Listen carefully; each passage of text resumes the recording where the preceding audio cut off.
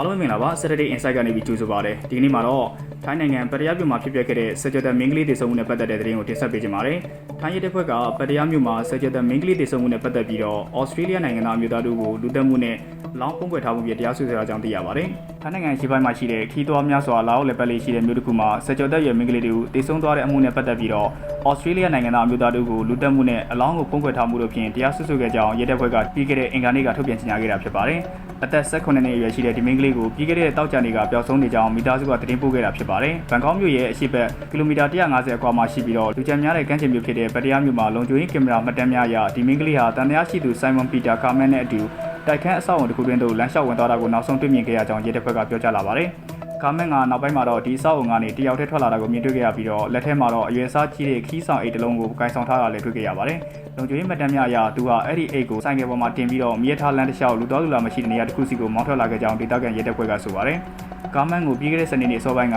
ဘန်ကောက်လေဆိပ်တစ်ခုမှာဖမ်းဆီးရမိခဲ့တာဖြစ်ပါတယ်။သူဟာဩစတြေးလျနိုင်ငံဖတ်မြို့ကိုဦးဒီပြန်တမ်းမဲ့လေယာဉ်ပေါ်မှာမတက်ခင်မှာဖမ်းဆီးခံခဲ့ရတာဖြစ်ပြီးတော့အစပိုင်းမှာတော့အရွယ်မရောက်သေးသူအပေါ်လိမ်မိုင်းဆိုင်ရာအကြမ်းဖက်ကျူးလွန်တဲ့ဟုကြားဆက်ဆိုခဲ့တာဖြစ်ပါတယ်။သူဖမ်းဆီးခံရပြီးမကြာခင်မှာပဲမင်းကလေးရဲ့အလောင်းပါရှိတဲ့ခီးဆောင်အိတ်ကိုရှာဖွေတွေ့ရှိခဲ့တာကြောင့်နောက်ထပ်တရားစွဲဆိုမှုများထပ်မံထည့်သွင်းခဲ့ရကြောင်းရဲတပ်ဖွဲ့ကရှင်းပြလာခဲ့ပါတယ်။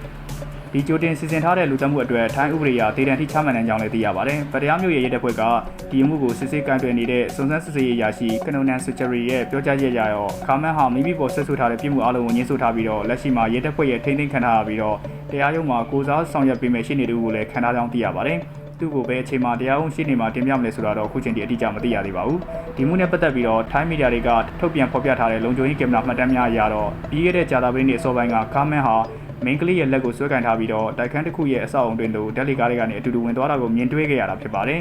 ။အဲဒီနောက်ညနေပိုင်းမှာတော့သူဟာတယောက်တည်းထွက်လာပြီးတော့အနက်ရောင်ခီးဆောင်အိတ်ကြီးတစ်လုံးကိုကင်ဆောင်ထားတာကိုလည်းမှတ်တမ်းရများတွေ့ရှိခဲ့ရတာဖြစ်ပါတယ်။ထိုင်းမီဒီယာများကအင်တာနက်ပေါ်မှာဖြန့်ဝေထားတဲ့နောက်ထပ်ဗီဒီယိုတစ်ခုမှာတော့ကာမန်ကိုရဲရရှိများကမြင်းမြတ်စစ်ဆေးနေတဲ့မြင်ကွင်းကိုတွေ့ရတာဖြစ်ပါတယ်။သူမကစိတ်မရှိတော့ဘဲနဲ့ရန်လိုလာတဲ့အတွက်ကျွန်တော်သူမကိုထိန်းချုပ်ထားခဲ့တာပါလို့ကာမန်ကစူဇန်စစ်စီသူများကိုပြောကြားခဲ့တာဖြစ်ပါတယ်။နောက်ထပ်ဖြစ်ဆက်ပြောကြားရမှာတော့ကျွန်တော်ကသူမကိုဘတ်ငွေ900ပေးဖို့ကြိုးစားနေတော့မှာပဲသူမကကျွန်တော်ကိုချင်းချောက်လာခဲ့ပါတယ်။ကျွန်တော်ကပတ်စံထုတ်ဖို့ပတ်စံအိတ်ကိုဖွင့်နေတော့မှာပဲနောက်ခဏမှာပဲသူမကဓာတ်ချောင်းကန်ဆောင်ပြီးတော့ကျွန်တော်ရဲ့မျက်နှာရှေ့ကိုရောက်လာခဲ့တာကိုတွေ့ခဲ့ရပါတယ်လို့သူကပြောဆိုခဲ့တာဖြစ်ပါတယ်။ဆက်လက်ပြီးတော့အသေးစိတ်တွေကိုတော့ဖော်ပြထားခြင်းတော့မရှိသေးပါဘူးခင်ဗျာ။အားလုံးကျေးဇူးတင်ပါတယ်။နောက်ထပ်နိုင်ငံတကာသတင်းတစ်ခုမှပြန်လည်တွေ့ဆုံကြပါမယ်။ရှင်လန်းချမ်းမြေ့ကြပါစေခင်ဗျာ။